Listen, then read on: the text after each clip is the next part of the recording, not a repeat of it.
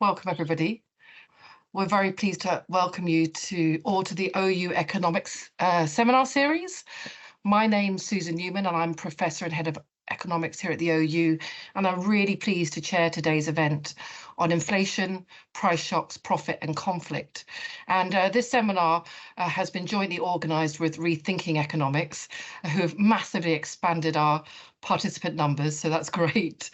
And we hope you enjoy the seminar. So we're really delighted to be hosting three brilliant speakers, Rafael Wildauer, Christine Berry and Lawrence Jones-Williams, to discuss this critical topic. A few words about the seminar series. So we do these sort of 6 times a year. The aim is to bring together academics to exchange, share and engage in dialogue with policymakers, practitioners, activists, industry representatives and members of the public. And we started this series to show that the OU Economics is all about real-world economics that bring together diverse realms of expertise working on current challenges. In a moment, I'll put into the chat the website so you'll be able to see what our past and future events are, and you can also keep track of what we're doing on Twitter, and I'll put that handle into the chat afterwards. So, without further ado, I'll introduce all 3 of our speakers today before handing over to our first speaker. So first we have Rafael Wildauer, who is an Associate Professor in Economics at Greenwich Business School in London. His research focuses on the distribution of income and wealth, as well as post-Keynesian macroeconomic models of growth and distribution and transformation towards carbon neutral economies. He's Deputy Director of the Institute of Political Economy, Governance, Finance and Accountability at the University of Greenwich, and a board member of the Post-Keynesian Economic Society. And we invited Rafael to this event primarily because of the very thought-provoking recent joint publication of his published in Energy Economics titled Energy Price Shocks, Conflict, Inflation and Income Distribution in a 3-Sector Model. And I believe he'll be drawing largely from this paper in his presentation.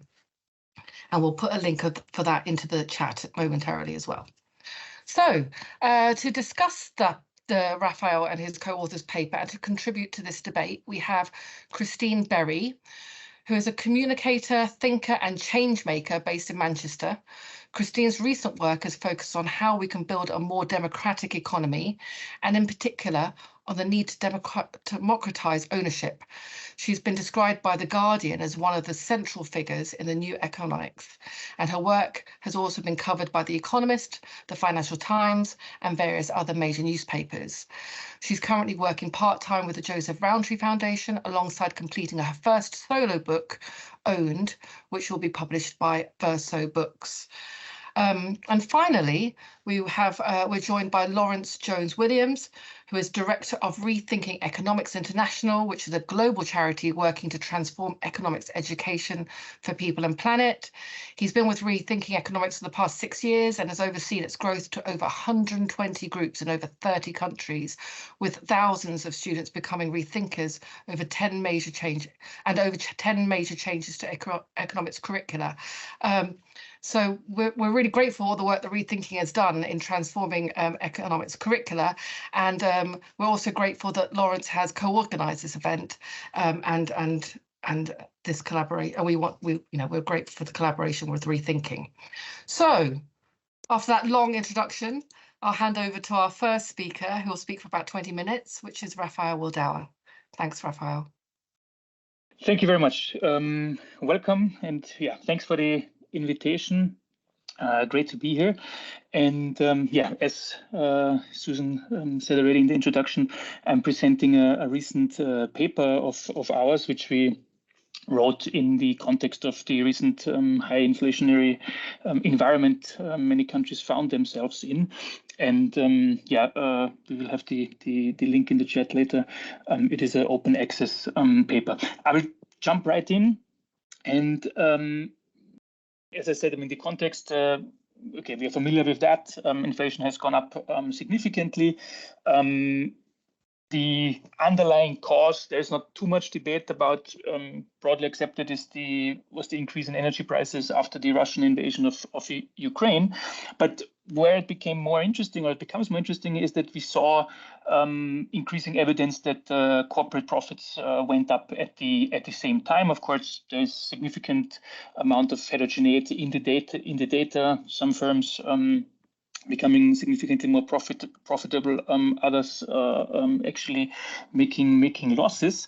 But in general, this triggered a fierce debate about the role of profits in this high inflation environment. And effectively, maybe especially in the more public sphere, this boiled down to arguments around profiteering, saying that companies used this high inflation environment to hike prices and their profit margin, versus interestingly, more on the policy making side, central banks, Bailey here in the UK, for example, and politicians focusing on the role of wages, saying that nominal wages should go down in order to help, so to say, central banks to get inflation under control.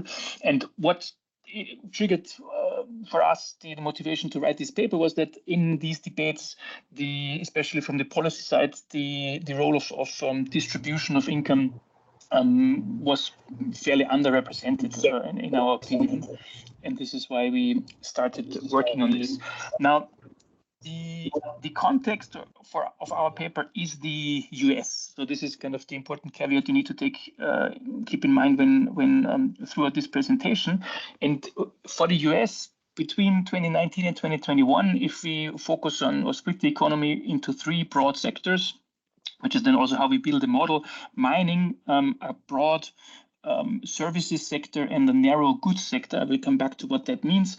Then we see that there seems to be quite a tight relationship between increases in prices, increases in the inflation rate at the sector level, and increases in their profitability as measured profits relative to gross value added or income generated in that sector. Obviously, in the mining sector, that is not too surprising, with energy prices skyrocketing and the UK being a significant domestic energy producer as well. But interestingly, we see non-trivial movements also in other sectors, especially in the goods sector in the US. I downloaded also the newest data to have some kind of more recent data, because of course it has been a while now since we have written that and published that data. But we see the green line, this is the US corporate profits in relation to national income. They remain fairly high and stable. So it indeed seems that the profitability, which has increased, that this was not just a temporary phenomenon, but these profit rates remain high despite energy prices coming down. So there seems to be something interesting going on here. Okay. What particularly did we do, or did we try to do with this paper? We wanted to understand the joint drivers of inflation and increasing profit margins. We wanted to also understand the heterogeneity across sectors. So kind of especially why is it that profits go up in other sectors which don't directly benefit from high energy prices? And then coming to the question of how to deal with such a situation, what can policymakers do?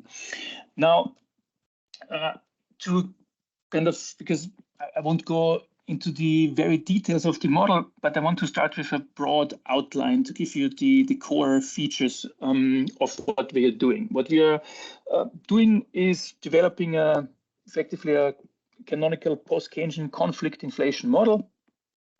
These type of models go back to the 70s, but you have more recent contributions now as well.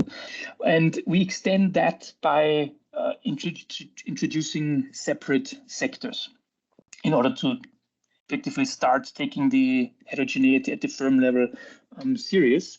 And the three sectors we introduce and we look at is, on the one hand, a domestic energy sector. So domestic is the key here. So we're not just assuming all the energy, all the oil is imported. which in the context of the US is valid. And that sector provides intermediate inputs to the other sectors.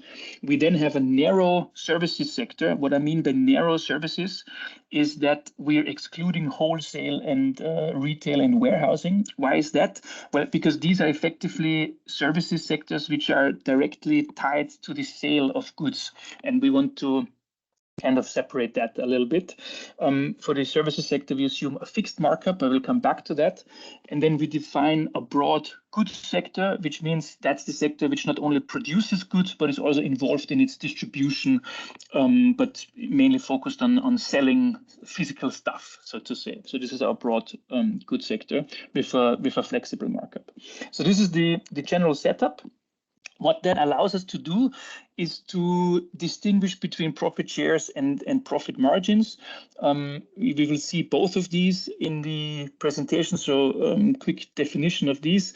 Profit share we will define as profits in relation to value added of a given sector. And we use it as a measure of income distribution between factors of production, between capital and labor within a sector, and we contrast that with profit margins, which are profits in relation to sales, which we will use to compare firms across sectors or between sectors. So is one sector more profitable than another one?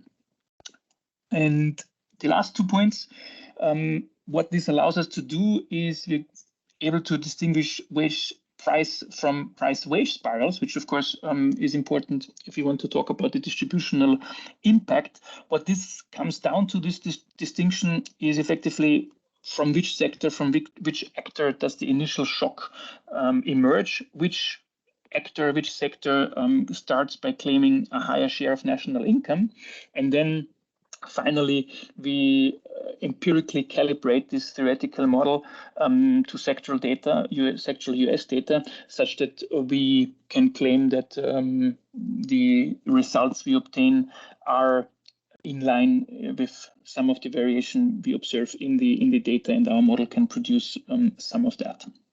Okay, now the big picture of what we do, what we argue, is that the recent episode in the US of increasing inflation and increasing profits is the result of three distinct changes or three distinct shocks. On the one hand, we have a sectoral demand shock.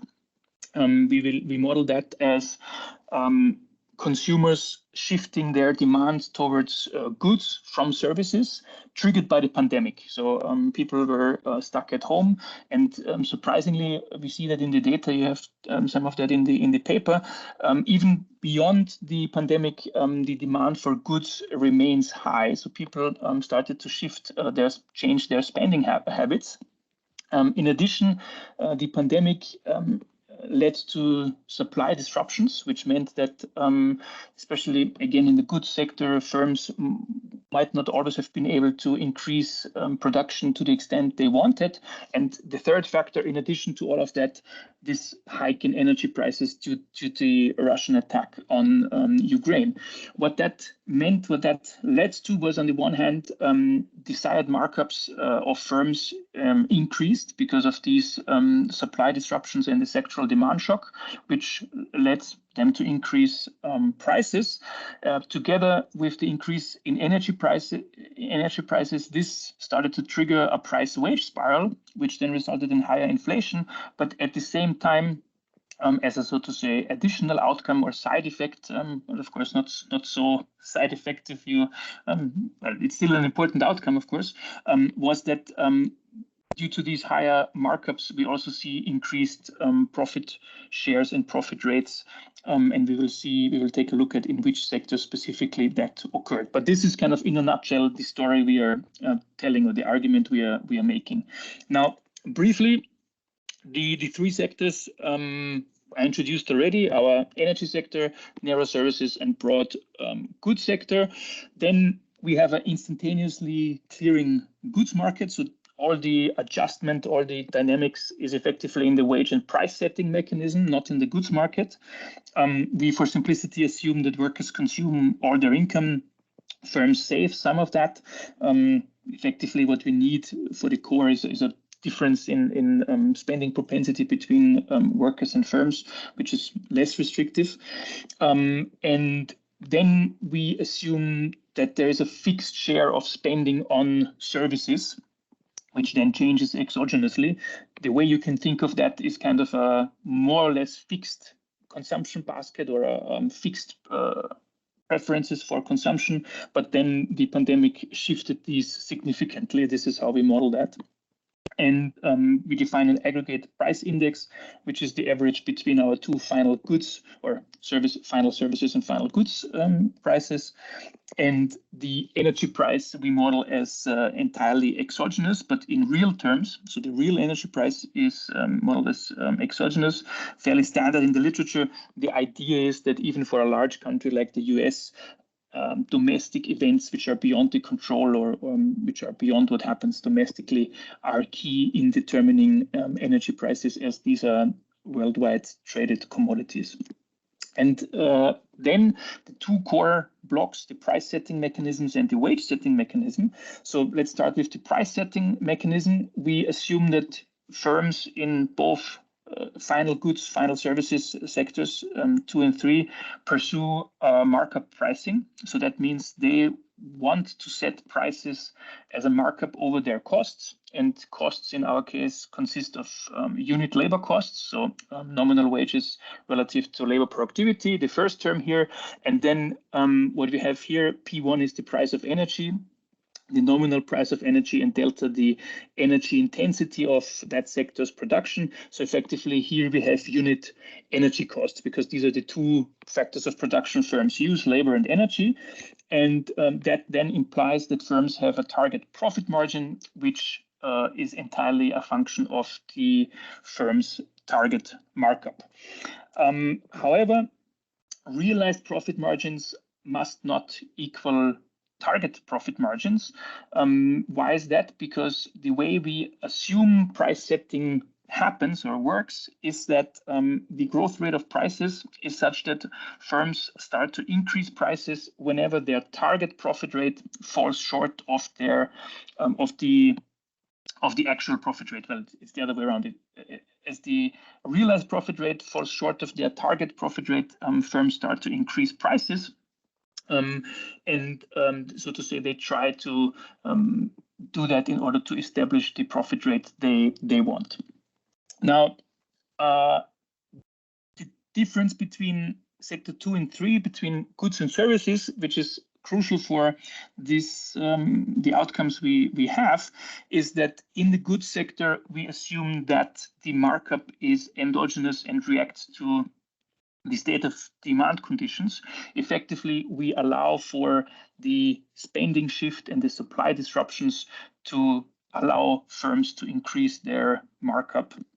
But this only happens in the goods sector. There is some evidence, also macroeconomic evidence, that goods sectors are more price sensitive or adjust prices faster than services, and this is kind of the basis we use here, and simply given by the fact that the change in demand was much more pronounced in the goods sector in the US, which we simply see in the data. This is kind of the behavior of firms. How do workers or wage setting behave? As I said, in addition to the exogenous energy price, we also have an exogenous real wage in the energy sector. What is the motivation for that? Well, the idea is that since we have seen that Shell, BP paid significant bonuses to their workers over the last 2 years because they're doing very well profit-wise, effectively these energy sector workers are insulated from these energy price shocks. And this is in a simplified way of taking this into account. In general, workers in the other sectors are interested in their real consumption wage. So the real wage is not defined by the price of the specific sector, but by the aggregate price index, obviously, because workers don't necessarily care about the price of the product they produce, but the general price level.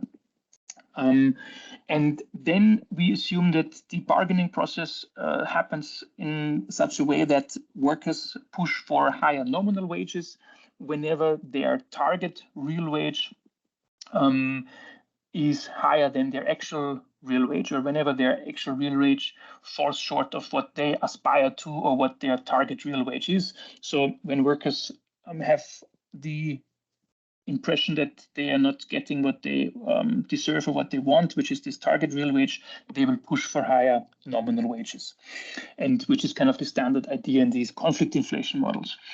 And what that gives us then is a four-dimensional dynamic system in prices and wages of these two sectors, because the energy sector is effectively exogenous, and that we need to solve.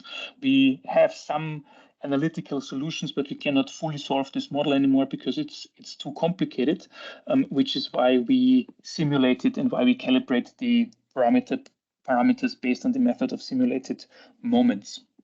Now, let's take a look at, and I'm not going into the details of the calibration. We can talk about that if you're interested in the Q&A. I have some slides in the appendix. Let's take a look at the results. The first scenario we are looking at is simply energy price shift. So shift here means that it's a permanent increase in energy prices. And what is the result? Well, we see firstly an increase in inflation. This is the dotted line here. Inflation spikes, comes down and stabilizes at a higher new equilibrium rate. So there's a permanent increase in the inflation rate, even though the change in energy prices is a level effect. So in the beginning of this debate, some people argued that a higher energy price, even if it's permanent, cannot lead to higher inflation rate. Well, it can in these conflict inflation models. Then in terms of outcomes for workers and firms, real wages decline. The profitability situation is such that only the profit margins in the energy sector, the dotted line here, or the faded line here, increases versus profitability in the other two sectors decreases. And so that tells us that if we see increased profitability in the other sectors, we need something more than a pure energy price shock, which cannot explain increased profitability in other sectors.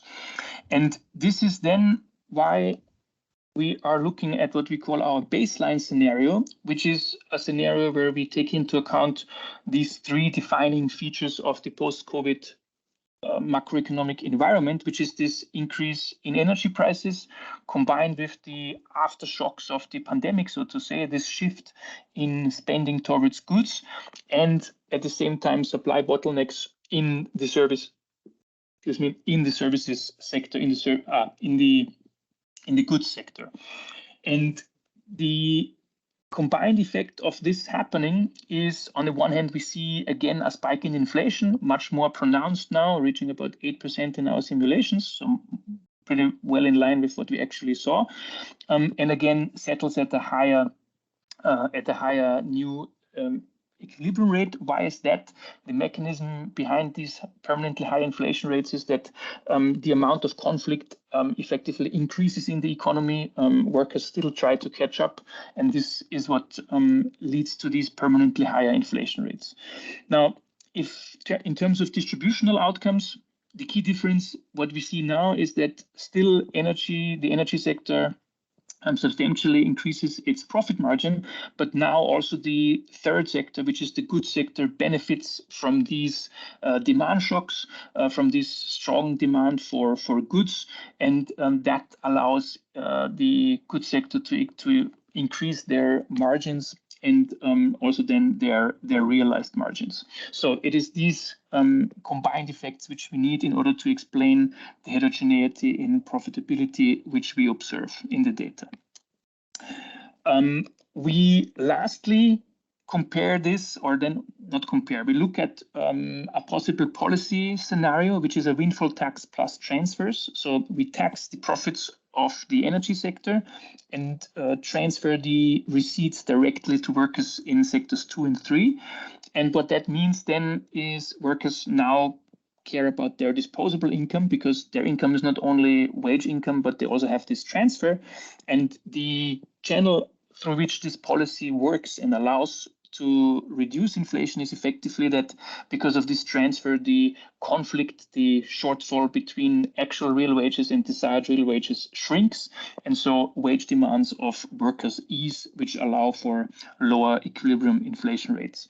What does that look like? So this is now just such a windfall tax plus transfer scenario, so such that we can see the effects more clearly. What we see is a fall in equilibrium inflation in response to such a tax. Distributionally, these are now the post-tax profits. Of course, the energy sector's profits collapses because we tax these profits away, so to say. So to conclude, what we do here is we model the recent episode in a post-Keynesian conflict inflation framework. Our argument is that the ultimate cause of this increased inflation is the combination of energy price hikes, sectoral demand shifts, and supply disruptions. What that then leads to is it triggers a price wage spiral, which results in redistribution of income in favor of profits. And kind of in general, in our framework, inflation is always a mechanism for redistribution of income. And policy-wise, what we show is that a windfall tax, which transfers the excess profits to workers, can be effective in mitigating inflation and also the negative or regressive distributional effects. More broadly, policy-wise, what kind of follows from that is that if the current inflation is a price-wage spiral, meaning starting in the firm sector, it is counterproductive to so to say blame workers. If one goes for wage restraint, this exacerbates the negative distributional effects. And also monetary policy is not necessarily a feasible tool. Of course, it would work also in our framework, but it would have higher distributional costs. It would increase the negative distributional outcomes of the energy shock, which already has negative distributional outcomes. And so the need for alternatives in the form of progressive fiscal policy arises. Okay, thank you very much. Thanks so much, Rafael, and thank you for keeping so perfectly to time also. So I will, lots of applause coming on now. We will have Q&A towards after all the discussants.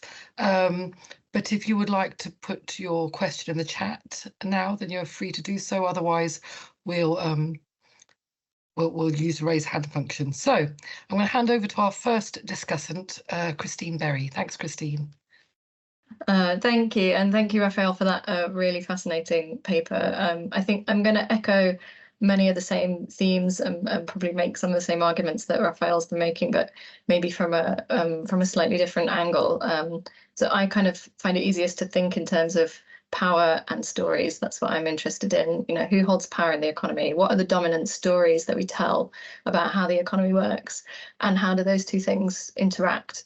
So I'm going to talk a bit about the dominant stories that we're told about inflation, which I think are really effectively challenged by some of what Rafael has just shared, and how those stories shape what we see and what we don't see, and how we think about inflation, and how that in turn shapes our reality.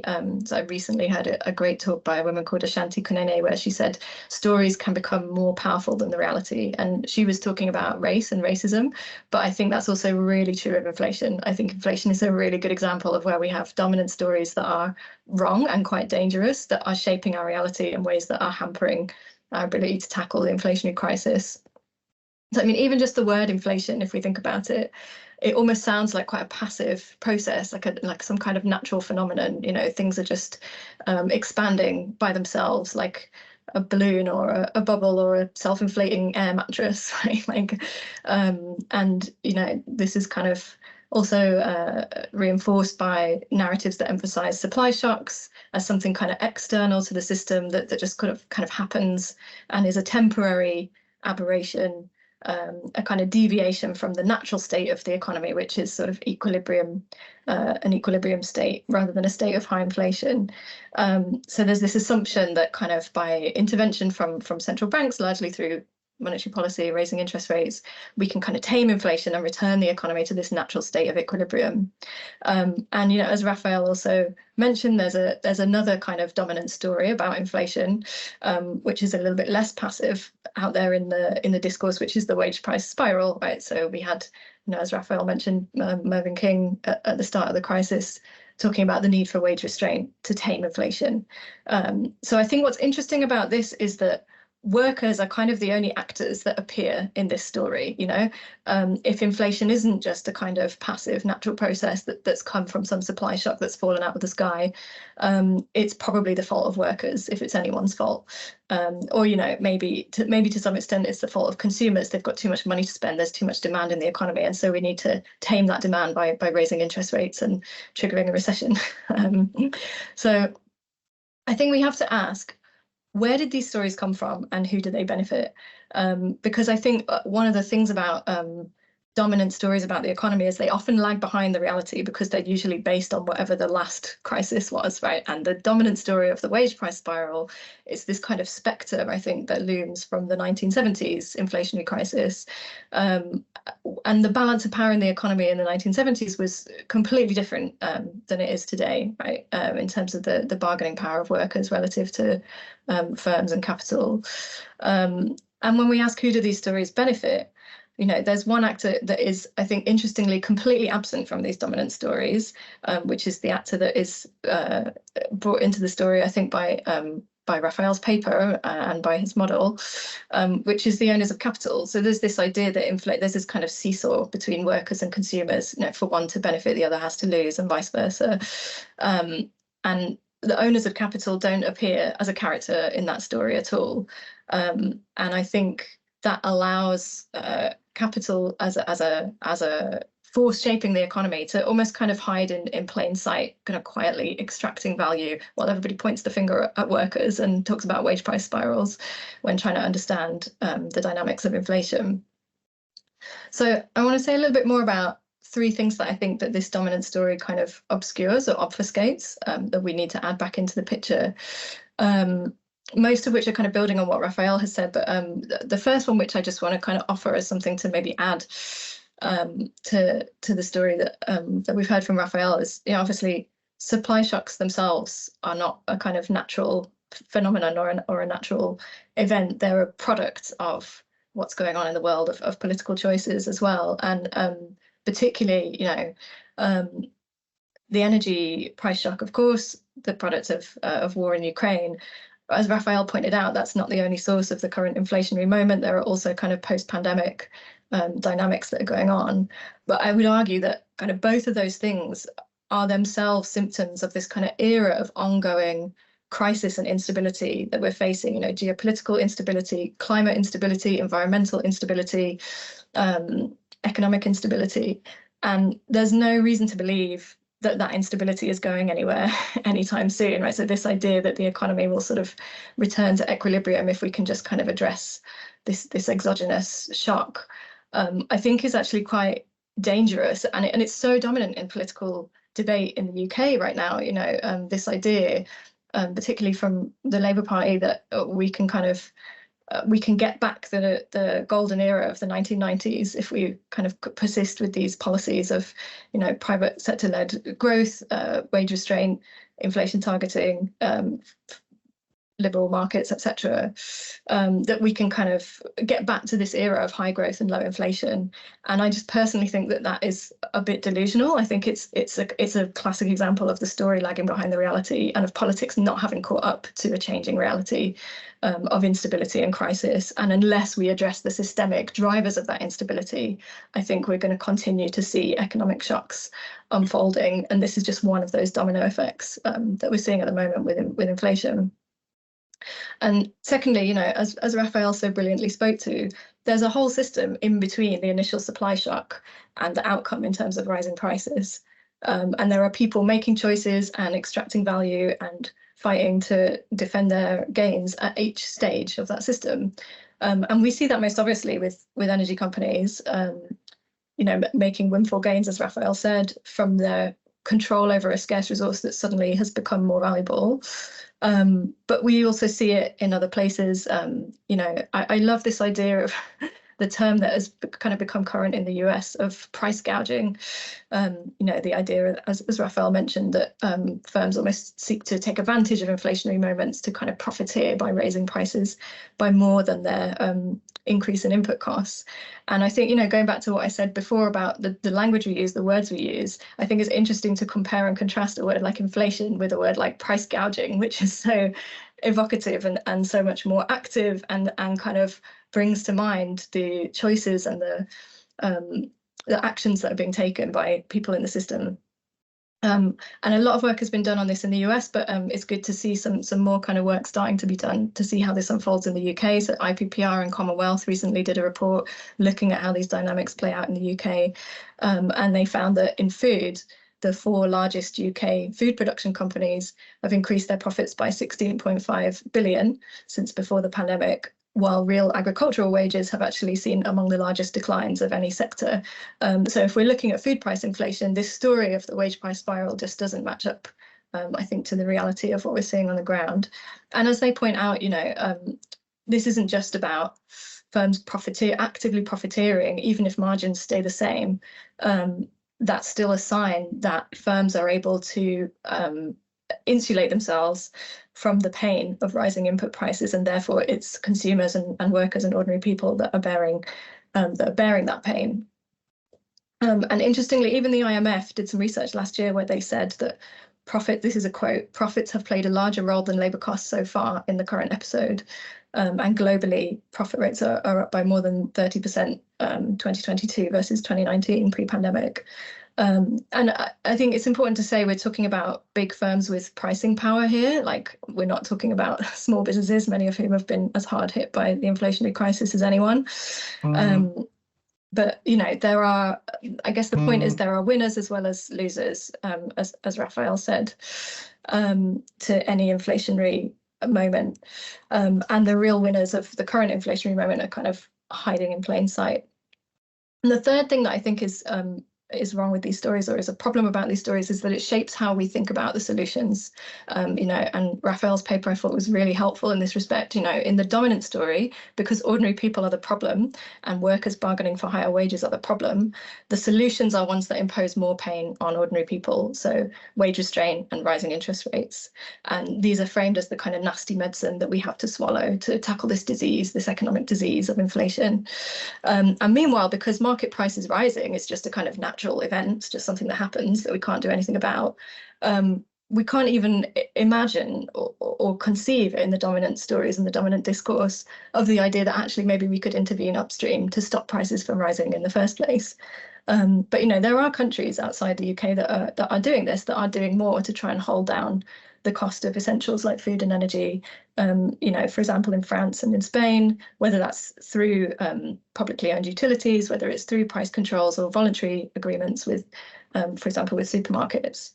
So, it's not natural and it's not inevitable that as a result of a pandemic and a war in Ukraine, that ordinary people in the UK, one of the richest countries in the world, now can't afford to heat their homes or feed their kids, and that people are suffering and dying from cold and malnutrition.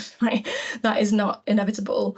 It's a product of choices that we've made and of an economy that prioritizes the ability of asset owners to extract rent over the ability of people to meet their basic needs, right? And it's not inevitable that when those basic needs become more scarce, when the goods that we depend on become more scarce, prices must rise beyond the reach of ordinary people, making it impossible for people to meet their needs. And what I find interesting about what Rafael shared towards the end there as well is that his suggestion, if I've understood it correctly, is that redistributing some of the gains of inflation and guaranteeing people's ability to meet their basic needs could actually act to dampen these price wage spirals, where the dominant story would kind of suggest that doing those things will fuel wage price spirals and therefore that we shouldn't do them. So I think it's a really good example of how, by reframing our understanding of what's going on in the economy and the story we're telling about it, new solutions open up to us and we acquire a different understanding of what effects those solutions might have. So I think that's basically all I wanted to say. I think these dominant stories about inflation are dangerous. This kind of dry, technical, abstract idea that is beyond the understanding of ordinary people that only economists could possibly understand.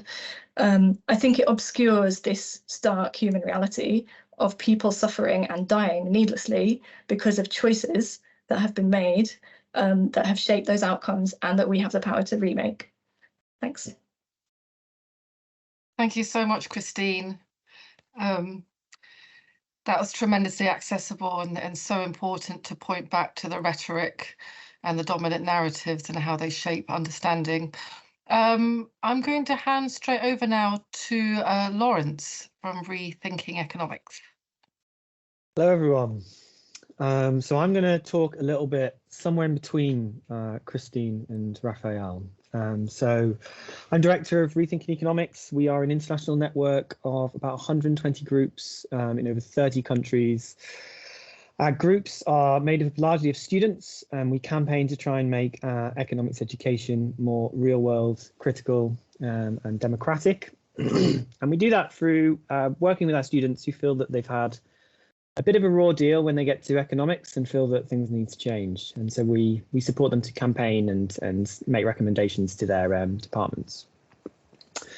Now, I'm going to be honest, about 3 years ago when the inflationary spike started to happen, I was pretty embarrassed. I didn't really understand what was happening.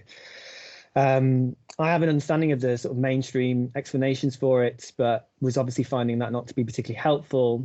And someone that, you know, prides themselves on having good critical understanding of economics, it was difficult for me to kind of accept that. So I turned around to a lot of the economists in our sphere and just asked them, you know, what's going on here.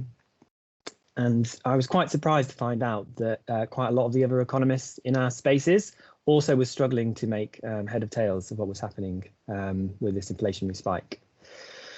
Now, lots of them had some really good descriptions around supply chains and how that's a missing piece of the puzzle. But I was delighted when I saw Rafael's paper, because I think that what it does is it brings together a lot of the thinking that's happened over the last few years, which has brought some of these pieces together. And I'm hoping now that we can look to try and implement this thinking in sort of economic policy and our education more generally, because there is, certainly a lot of problems. When I speak to students regularly, one of the things that we very disheartened to hear, particularly from universities that we haven't had much impact at, is that students do not have confidence in talking about the economy, and possibly less by the time they've left their economics degree. With inflation, what we often find is that people, students and people, will sort of revert back to some of the main arguments that they've been told within their textbook, even if there's some nuance around them. There are certain phrases that people repeat. And Christine has spoken a bit to that. But we're doing a review of about 20 universities in the UK at the moment. And so I've had a chance to look through a number of the different textbooks recently, and specifically on inflation. And so the ones that I'm most familiar with are Mankiw's textbook, which is one of the most popular textbooks on the planet. We often sadly find it in the global south, very prevalent, which is a bit of a shame because it's a really bad one. And then we also looked at Blanchard's, which is quite popular in the UK, and the Core Economics textbook, which tries to bring a more sort of like real world flair to economics. All three of them, and most textbooks that we look at, basically use the same infrastructure to describe inflation. And they all repeat roughly the same phrases. So the one that comes first normally is too much money chasing too few goods. Now, this has been talked about already, but what, for me, this communicates, and I know this for our members, what this communicates is the idea that inflation is about printing money. And it evokes the ideas of Weimar Republic and our history lessons there. Sometimes this phrase is reshaped to be too much spending chases too few goods. But again, for me, that feels like it communicates that it's the consumers that are being greedy and they're spending too much in the economy. The next sort of big piece of the puzzle that gets talked about is unemployment is low and therefore inflation will rise. And that is largely often introduced as a fact, with some exceptions. So if you go to the core economics textbook, it will be the first line you find in their inflation chapter. And it's a presumed fact that unemployment, when low, will lead to high inflation, which to me describes that there are too many workers with too many jobs buying too many things in the economy. Again, this is a demand side description, and not to ignore the fact that you can go through these textbooks and you can find some mentions of supply, but it often is an afterthought. So I actually searched two of these textbooks for the words supply bottlenecks and supply chains, and there was no mention of them whatsoever. There is mention of supply shocks, which relates very much to Rafael's paper. The Mankiw textbook gives 4 examples of supply shocks and doesn't really go into much detail except for one of them. And it gives the examples of supply shocks as new environmental protection laws. So those pesky laws that governments put in to protect us for the environment. Increase in union aggressiveness. So again, those pesky workers basically trying to demand more wages.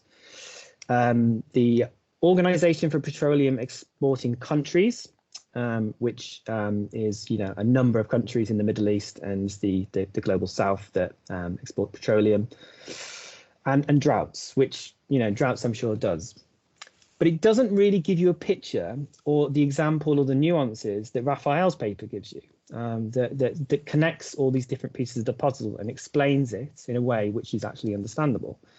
And from my perspective, what it really does is it gives you very politically loaded ideas about where the problems are coming from.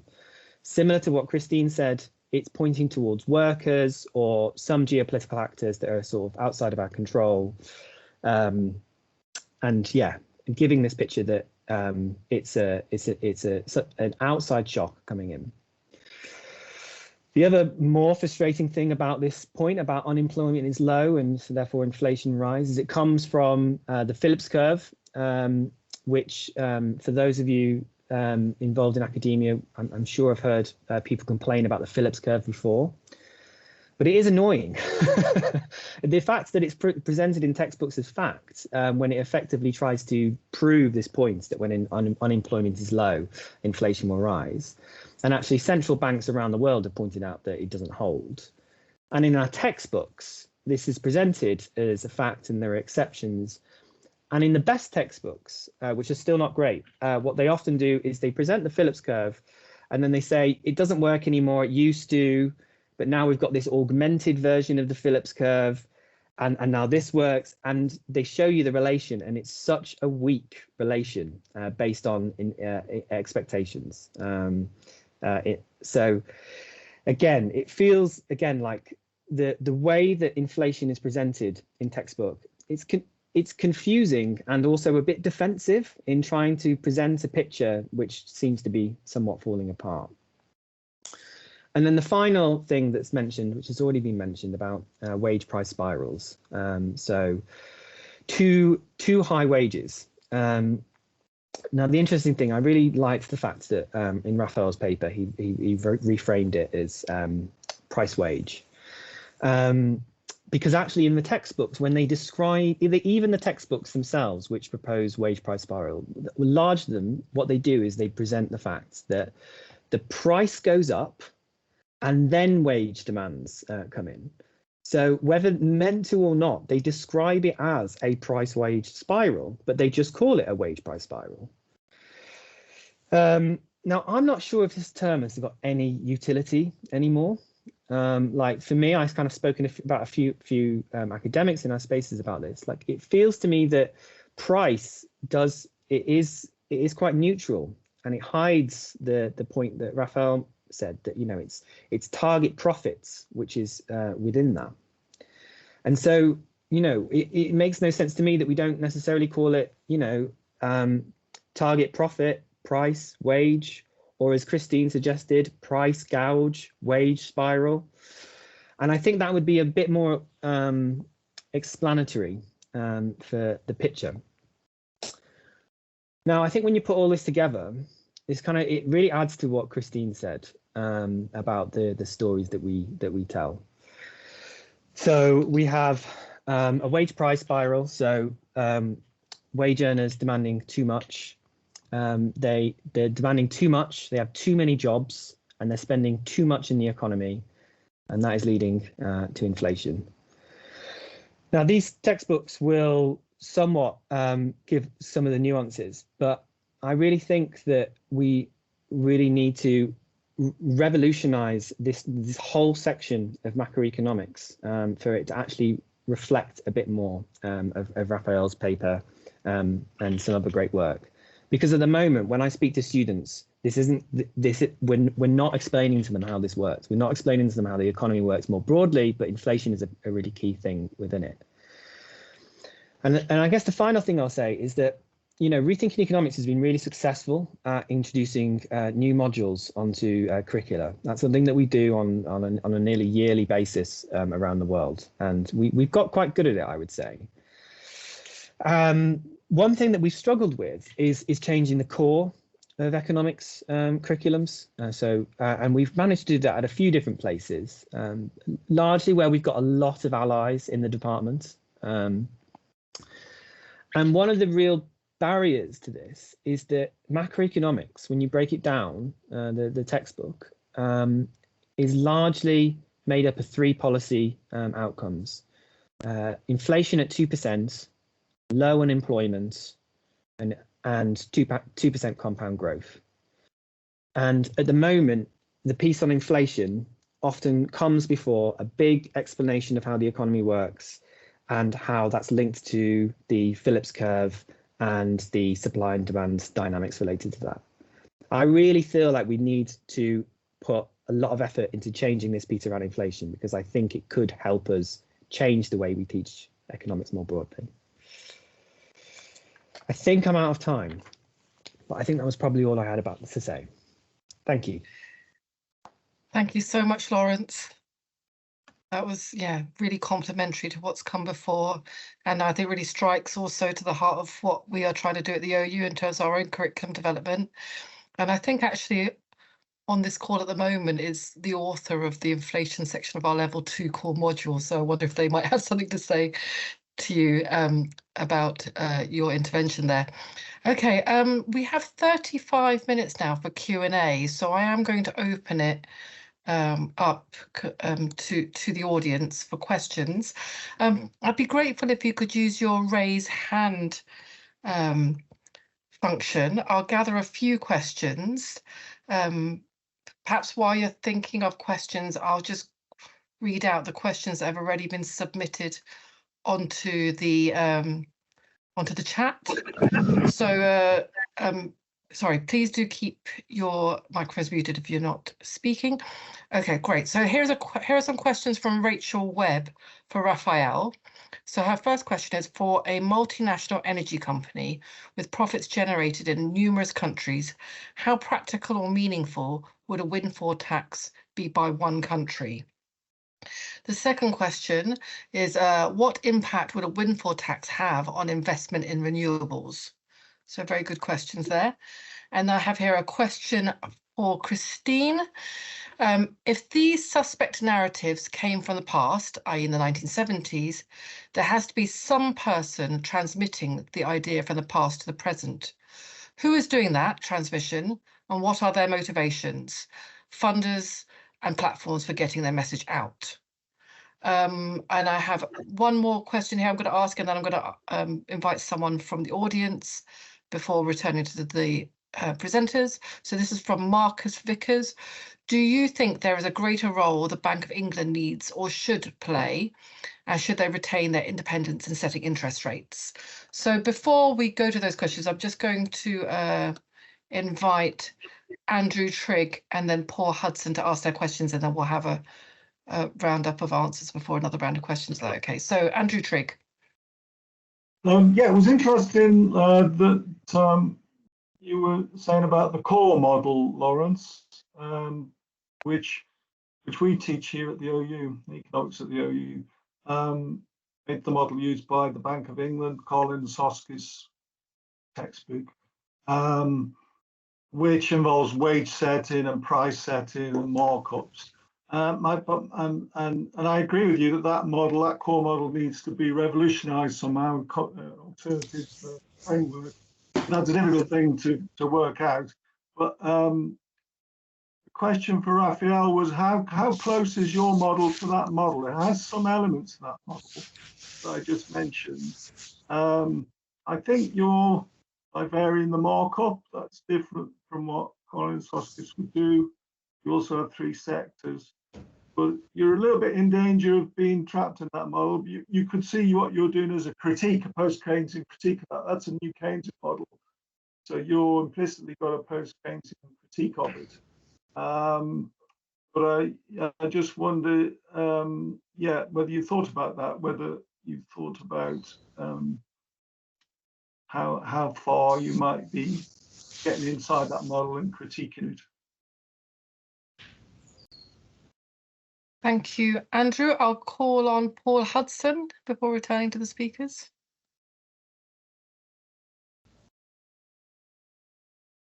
Okay, perhaps we'll go back to the speakers and I'll try and come back to Paul. Rafael, do you want to start? We'll go in the order of the speakers, so Rafael, Christine, and then Lawrence. Thanks. Sure, thank you very much. Okay, Rachel, how practical is a windfall tax on multinational companies? Yes, there is, of course, a limit to that. I mean, strictly speaking, in the context of the US, but also of the UK, you have, but more than the US, you have sizable domestic energy producers whom you can tax. I mean, I would say, to the extent that your domestic company also earns profits from abroad, I mean, you could say you have more opportunity to tax energy profits than countries who do not face or do not have such companies. So in that sense, the UK is in a better position than a country where there are no large-scale energy producers. Will BP and so on like it? No, of course not. But I mean, to some extent, the situation is a distributional struggle. And I think one of the features which comes out of the paper, or what we try to show, is that in the short term, there are no win-win situations. So someone it is about distributing the pain, and someone will not like it, be that workers or be that energy companies whose excess profits we tax. Impact on renewable investment. That's a good point. I mean, we don't have that in the model. I think 2 thoughts on that. For renewable investment, obviously profitability goes down because they would also benefit from higher energy prices. I'm not so sure how how important such a excess profit tax would be in investment decisions. I think from what I'm reading in the FT on kind of big renewable companies, wind farm companies, their key concern for them is more on the cost side, that now prices of raw materials, of steel producing these turbines has gone up significantly, and this is kind of what is worrying them mostly. I mean, with such excess tax, especially if it's temporary for 2, 3, 4 years, the lifetime of such wind parks is much longer than that. So I think or also what it seems to be much more in the mind of these companies is indeed the costs of putting up new capacity rather than the tax side. And to Andrew, how close is it to the Collins-Hoskins model? I would say there's a few differences. The 2 most important ones are, firstly, it has no accelerationist Phillips curve. So we have no kind of NIRU or natural output or any like that in this model. So that means we don't have a unique output level at which inflation is stable. In our model, inflation can be stable at any output level. What effectively determines inflation is how far the targets of workers and firms are apart, which is to some extent influenced by the level of output. But there is no unique level with stable output because we don't have an accelerationist Phillips curve. And the second key this difference is that functional distribution of income feeds back onto equilibrium output, which you don't have in the Kalin-Soskis model. So it is similar in the sense of that it has similar starting points as you pointed out. You have a wage setting and a kind of a price setting relation, but the way it's done is different, crucially such that we don't end up in such a self-reinforcing price-wage spiral, which then ends up in an accelerationist Phillips curve. We don't have this explosive dynamic in there. But maybe one last thought, Susan, connecting this to what Lawrence said about kind of that when they looked at the textbook that they were kind of, it's always the same channels and frameworks and they are not always helpful. I think the crux is there that even the main kind of the channels which, for example, Kalin-Soskis emphasize, they're not per se wrong or don't exist. I think what it comes down to is which of these channels do you highlight and which of these channels do you focus on. Of course, especially in the undergrad textbook, you cannot talk about everything, but then, so even more then in such a situation, what you highlight is crucial. And of course, I mean, for example, in the Kalin-Soskis or these textbooks, distribution is never there. And of course, then it's not surprising that it's difficult to talk about distributional outcomes because for example, the functional distribution of income has no meaningful role to play in the model, which is then why it also doesn't play much of a role in the remainder of the textbook. But that, of course, means why we need a broader approach to economics education, because of course also the reality is these channels and models, or these channels, the importance of these channels also change as economies and institutions change over time. So it would be good to be able to have a bit of a broader tool set which you can use for different countries or in different situations. I think this would be the ideal. And yeah, okay, thanks. Great, thanks. I hope we will have another opportunity to come back to you, Rafael. So if you have any additional thoughts, and there will be opportunity to share those as well. Christine, I wonder if you saw the question in the chat for you from Sam Hummel. I can read it out if it's that would be great if you could. Okay, no worries. So their question for you is, if these suspect narratives came from the past, i.e. the 1970s, there has to be some person transmitting the idea from the past to the present. Who is doing that transmission, and what are their motivations, funders and platforms for getting their message out? This is the problem with like waltzing back in when there's a direct question to me, is you don't have as much time to think. Oh, well, I can always come back to you if you like. Time to think. Well, let me go to Lawrence then. I'll come back to you if that's preferable. That would be great. Just so everyone else knows, I have long COVID, so my brain benefits from having a little bit of time to process things. No worries. What I'll do, Christine, is I'll go to Lawrence and I'll get another round of questions that can include you and come back to you first. How about that? Yeah, I'll let it percolate for a while. Thank you. No worries.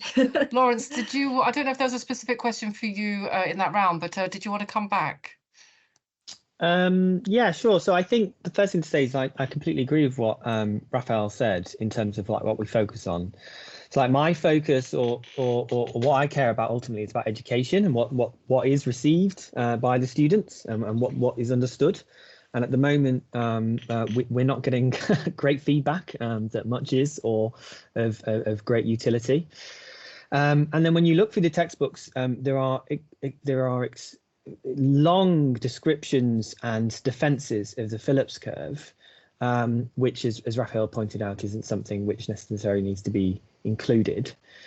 And I guess there is I think my perspective on a lot of these things is that there needs to be a bigger critical discussion about global political economy for you to understand the forces of a local economy.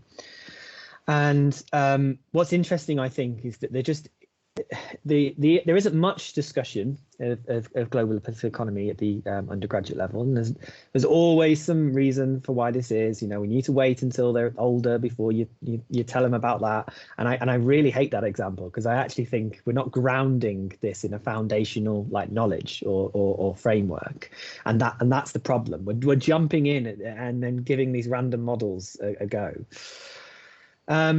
But I also think that what that could help do as well is help people think about, what are the frameworks to think about instability in the system, which actually leads to the inflationary spiral in the first place.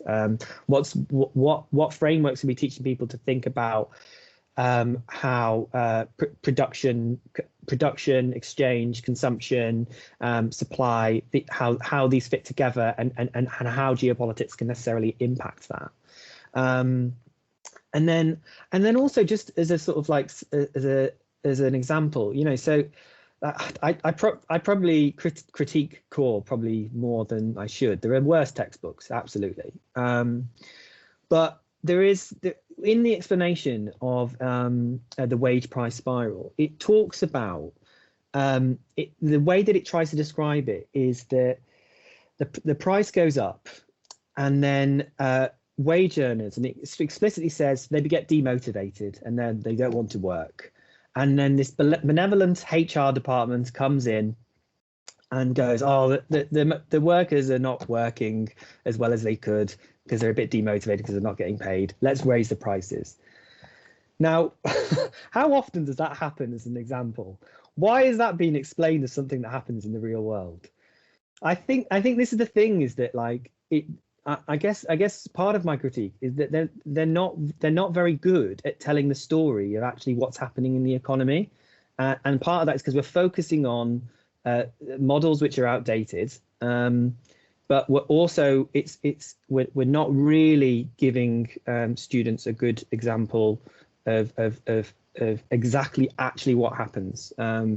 Cahal Moran from Unlearning Economics, who's a founding member of Rethinking Economics, always says and repeats that the thing about economists is they don't actually go and ask people what actually happens, like how people actually raise prices. They make all these models and then assume that these dynamics happen. And that's what I sort of generally see in a lot of these textbooks.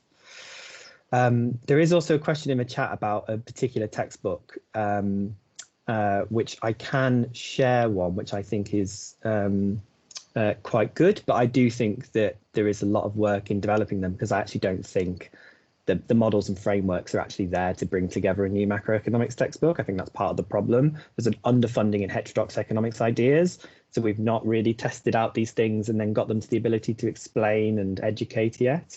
So that's why we can never come up with a great answer like this is the textbook, go read this one. But I can find one which I really like. Thanks very much, Lawrence. I will go to the audience now. I think I have a hand up from Steve Lawton. Would you like to come in, Steve? Thanks a lot. Yes, I was trying to write on the chat. I have 4 points or questions to raise, but it says chat is only available during the meeting. But anyway, I managed to get through to you verbally. I'm a master's student who's just written a draft book on money, including a long section on inflation.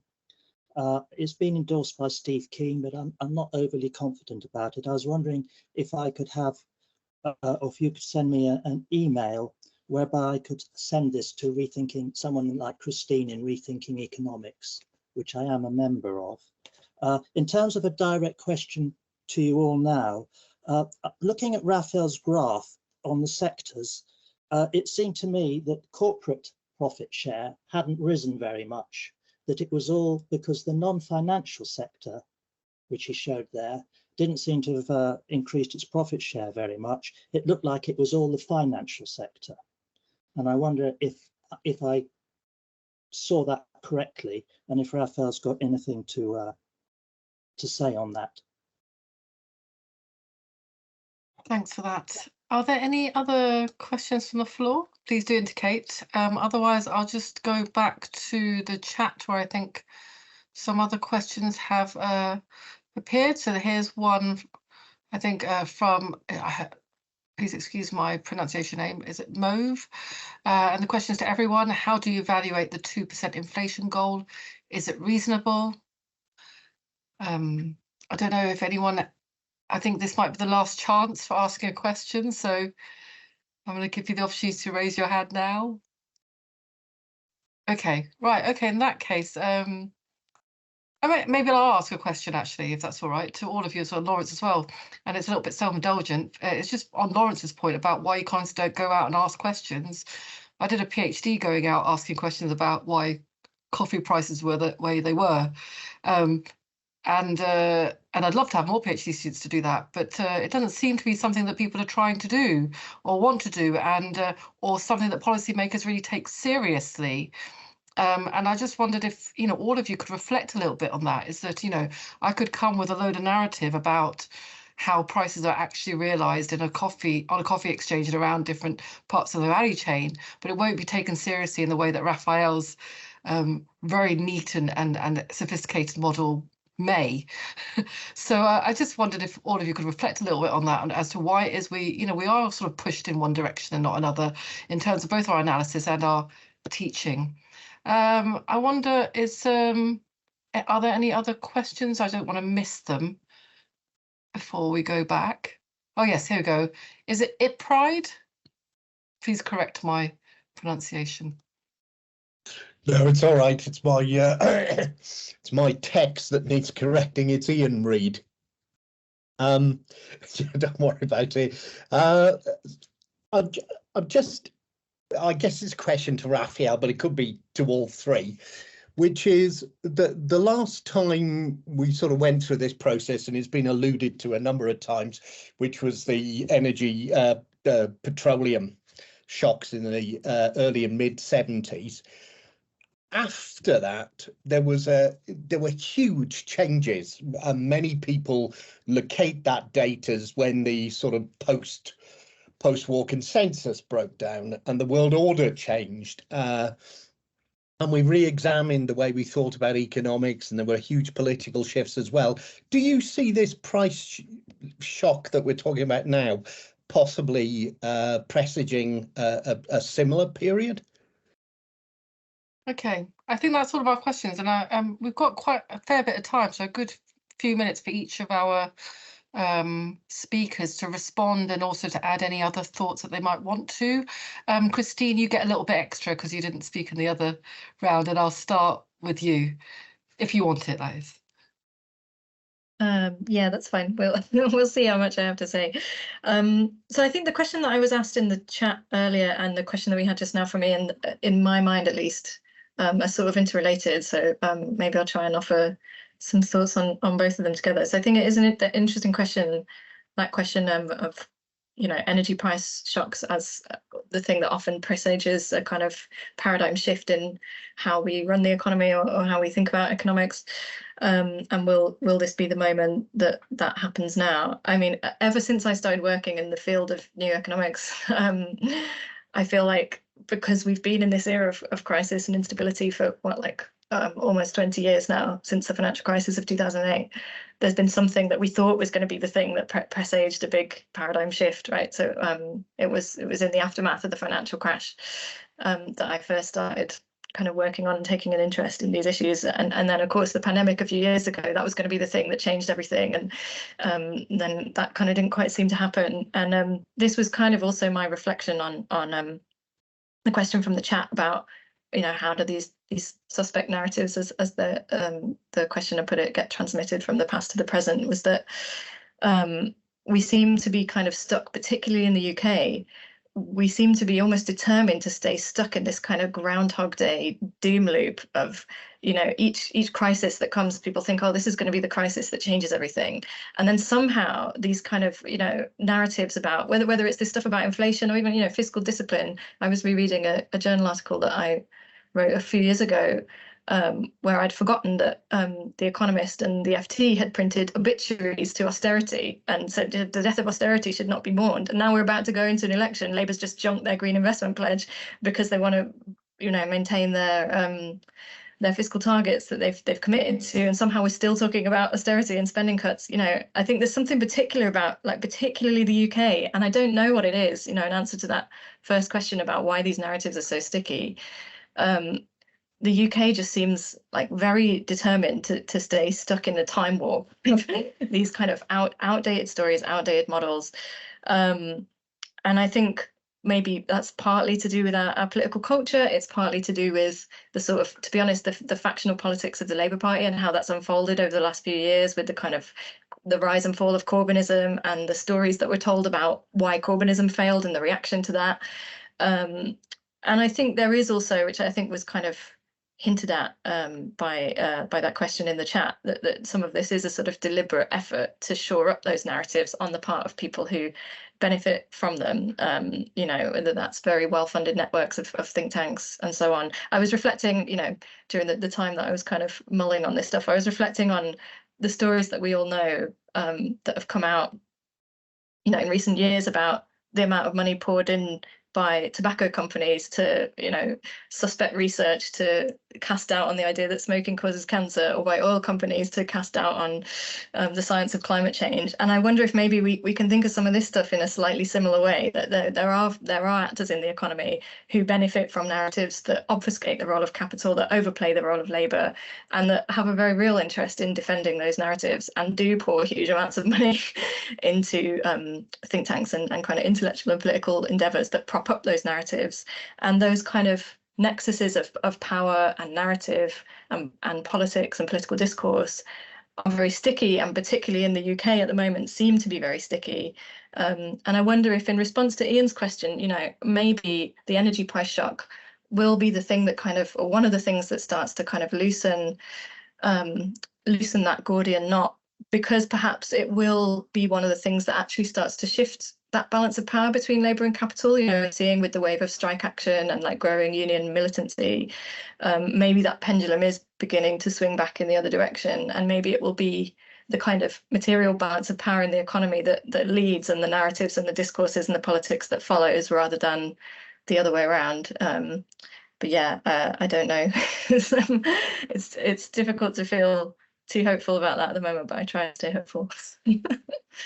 And I also, just to say, this is very obvious, but this is why I think the work of people like Rethinking Economics is so important, to kind of try and facilitate that process of change and updating, and making sure that our thinking is actually moving with the times when there are so many forces that are kind of like this sort of quicksand dragging us back into the past. Thank you for that, Christine. I'll go to Lawrence now, if that's okay. And I think there's another question in the chat. I don't know if you want to keep an eye on that in case I can pick those up. Yes, so I can't post in the chat, so I couldn't share that book I mentioned, but it's by Alex Thomas, and it's called, I think it's called The Introduction to Macroeconomics. There is also Recharting Macroeconomics, which is a bit more history of economic thoughty, but is also really good. And then I guess to some of these questions. So I think in terms of the question about, whether this is a moment where things are going to change. I mean, I always think these moments are great moments to learn things. And I actually think that in the last few years, there's been great many opportunities to learn about the dynamics of the economy, the power within it. I would say progressive forces are getting much better at talking about the economy and challenging some of these mainstream ideas. But I think until there is a massive shift in power, as Christine alluded to, I think we will struggle to see such a paradigm shift.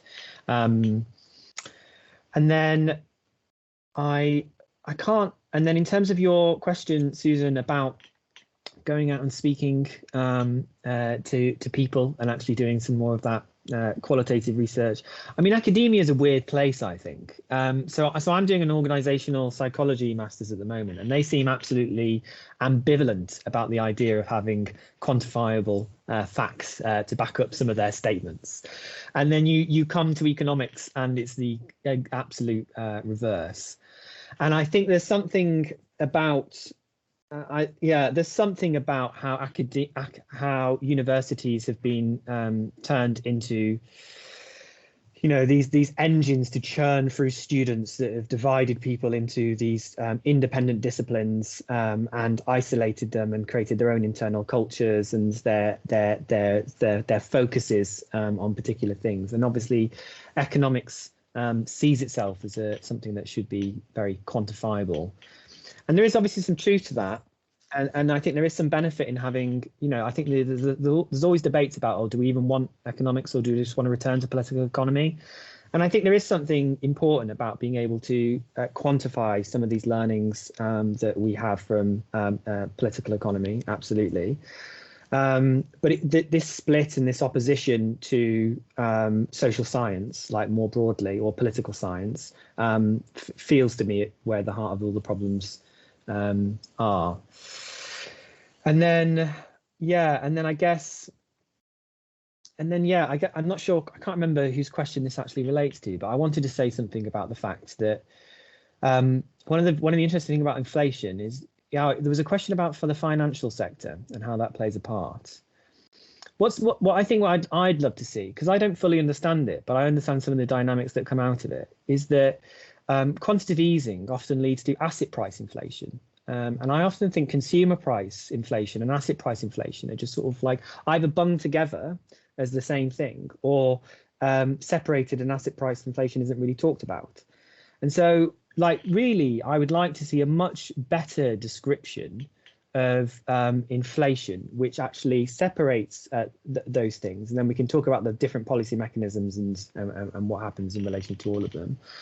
But then also maybe talks about the fact that, and this, one of the questions kind of pointed to this, we are somewhat at the,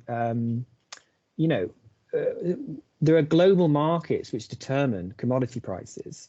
And there is speculation and financial betting that drives those prices up or drives them down. I think until we're able to fully understand that and explain that, we're going to be tinkering around with inflation and trying to bring it slightly down, as opposed to actually having a really much bigger question about where these global forces are actually playing out. Thanks very much for that. Lawrence, so the final word to Rafael. Thanks. Let me come back to 2 points. The first one, you raised, Susan, about qualitative research, and also Lawrence made this point about the example of the causal mechanism in the core textbook being that inflation is high, people are getting demotivated, and then HR pays out, pushes up wages to motivate them, and this is kind of how wages increase in a high inflation environment, right? I think this is very much on point, and the fact that qualitative research, and that doesn't mean doing a survey, but this means, because of course you can run a survey in a quantitative way, right? But qualitative research, where you do qualitative interviews and talk to people, the way that the fact that this is extremely undervalued. I mean, undervalued it doesn't do it justice, right? I mean, it is looked down upon to an extent which is irrational. I mean, as Susan said, look at the top 5 journals. There is no qualitative research in there whatsoever, which is insane, frankly. And I think it is part of the problem and part of the reason why economics is in the state in which it is. And I think, however, one of the reasons is because of the methodological apparatus which is dominant otherwise, which is effectively constrained optimization as the key methodological tool which is used to analyze things. And in my opinion, this is a dead end, and it has been a dead end. Why is it a dead end? Because it makes the math especially intertemporally in intertemporal optimization, quite difficult, especially if you want to introduce heterogeneous actors. You very quickly are in a big mess, which of course means you need to keep the model fairly simple in order to be able to solve it or to do something useful with it at all. Of course, that then means you need to be you're much more restricted in the type of behavior you can model. You need to be much more stylized. You need to make much more outlandish assumptions to be able to do something. And I think where we should be going is to throw out this optimization, overly focus on an optimization framework. I mean, we know from behavioral sciences that this is not how most people actually make decisions anyway, and think more about how decisions are made. And there, of course, qualitative research to inform that. And so even when we then go back and want to build models, because we want forecasts, we want to analyze things in a systematic way, we could be drawing on qualitative research which informs the individual, the specific causal mechanisms at specific levels. So I think this is this kind of criticism and pointing this out that there's a lack of qualitative research is, I think, spot on. There should be much more overlap between qualitative research and how quantitative models are built, and they should inform each other, and we don't have that. And the fact that qualitative research is so looked down upon is really, I think, a big part of why the discipline is in such a sorry state in which it is. Last point on the central banks and 2% inflation goal. The central banks are extremely concerned with inflation and this 2% goal. Why is that? I mean, it starts from the textbook perspective and your accelerationist type Phillips curve, which you have in the core, you have in Kalin-Soskis, you have in Blanchard. What that means is as soon as you are away from your natural output, from your NIRO, inflation accelerates, it explodes. So effectively, you need to, as soon as inflation increases, you need to be extremely aggressive in fighting it, because otherwise it spirals out of control. Of course, if this is your framework, then being the central bank and being extremely aggressive in rising rates makes a lot of sense, right? Of course, if this is not really the key mechanism at play, then you might be acting way too aggressively. I think they're not real. They're talking now a little bit more. There was recently a deputy chair or deputy director of the Bank of England who then also talked about, oh, it's not only wages, it's also profits. So they're taking a little bit more the distributional aspect into account, which is encouraging. But of course, at the same time, the central bank can only influence this demand channel, which is a very crude channel. So it is tasked as the one institution with managing inflation, but only has this crude tool. So to some extent, also the Bank of England or central banks are in a bit of a pickle. But what is the solution, or what could we do differently? And here, I think, is indeed to rethink and question a little bit this dichotomy between central banks do mainly inflation and should be completely independent from other fiscal policy processes. Well, I mean, if we think that, and I mean, this is not even an outlandish view some post-Keynesian expresses, right? I mean, our windfall tax plus transfers is exactly what the UK government and many governments did, and that was a key policy. These things should be coordinated. So this idea that this is the gold standard to have central banks which are independent and rarely talk to the fiscal policy making process, I think really is also not helpful and needs rethinking. And then we might be able to come up with policies which are more balanced and also take into account the distributional effects more properly, and then use monetary policy for things where it is more appropriate. Thanks. Thanks so much, Rafael. I think we are out of time, unfortunately, so I'm going to have to draw this meeting to a close, partly because I have to rush off and try and finish writing my parts of this new Masters that we're launching in the August. So this is a shameless plug. Our challenge-based pluralist historical approach to economics education really centers, it's really at the center of this new Masters, and I think Kevin's put a link to that in the chat as well for people to look at. So I just want to take this opportunity to also really thank so much to all three of our speakers. You provided different dimensions of, I think, a really important topic. I could stay here all afternoon asking questions and listening further. I can already see like bits of these videos going into our teaching materials, and to like just develop kind of further public understanding of economics and getting beyond the obfuscation of the technical apparatus that's utilised by the discipline.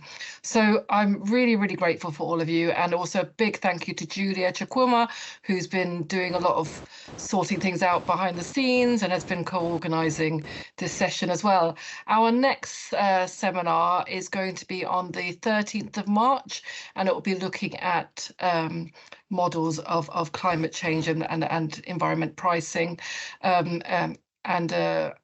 Yeah, if you just check out our webpage, and there'll be details of that there. So thank you so much, all of you, and I hope you have a good afternoon.